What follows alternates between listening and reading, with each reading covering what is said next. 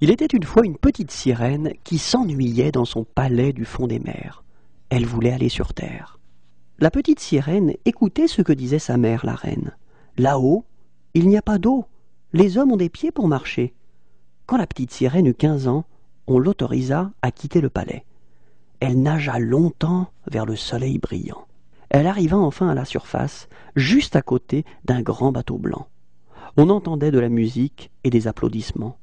Elle s'approcha et vit le beau jeune homme que l'on fêtait. Des matelots l'entouraient et criaient « Vive notre prince bien-aimé !» La sirène était si fascinée par ce qu'elle voyait qu'elle ne sentit pas le vent se lever ni les grosses vagues se former. Soudain, le bateau se mit à tanguer. Une énorme vague déferla, arrachant le mât et couchant le voilier sur le côté. Le bateau sombra, jetant le prince dans la mer déchaînée. Il allait se noyer, la sirène plongea aussitôt pour aller le chercher. Elle remonta vers la lumière, au milieu des débris, tirant avec une force désespérée le jeune homme inanimé. La sirène étendit le prince sur la plage. Pour le ranimer, elle se mit à chanter de sa voix pure la chanson magique des tritons. Le jeune homme ouvrit les yeux, mais une jeune fille et ses suivantes arrivaient du château. La sirène plongea dans l'eau. Dans son palais du fond des mers, la petite sirène pensait sans cesse à celui qu'elle avait sauvé. Elle était amoureuse. « Mais comment pourrais-je aller à terre ?» songeait la malheureuse. « Je n'ai pas de jolies jambes pour me porter. » Un jour, la petite sirène se décida. Bien qu'elle en avait vraiment très peur, elle devait aller voir la sorcière des mers. Celle-ci ricana. « Je sais ce que tu veux, des jambes pour marcher, courir, danser.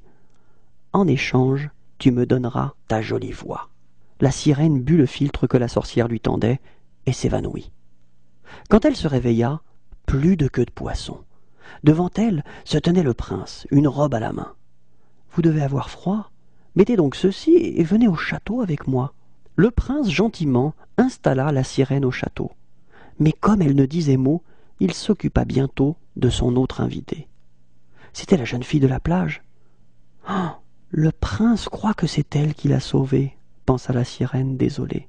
« Il ne m'aimera jamais. » Chaque jour, ses sœurs venaient voir la petite sirène. Par gestes, elle expliqua la situation. Il fallait qu'elle parle à nouveau. Les sirènes forcèrent la sorcière à rendre la voix et la rapportèrent aussitôt au château. Alors retentit la chanson des tritons. Le prince reconnut le chant. « C'est toi qui m'as sauvé d'une mort certaine, dit-il à la jeune fille. Je voudrais t'épouser. » La petite sirène répondit doucement « Si tu m'aimes, viens avec moi dans mon royaume du fond de l'océan. » Le prince suivit la petite sirène dans son palais marin. Et de mémoire de Triton, on ne vit jamais de mariage plus réussi.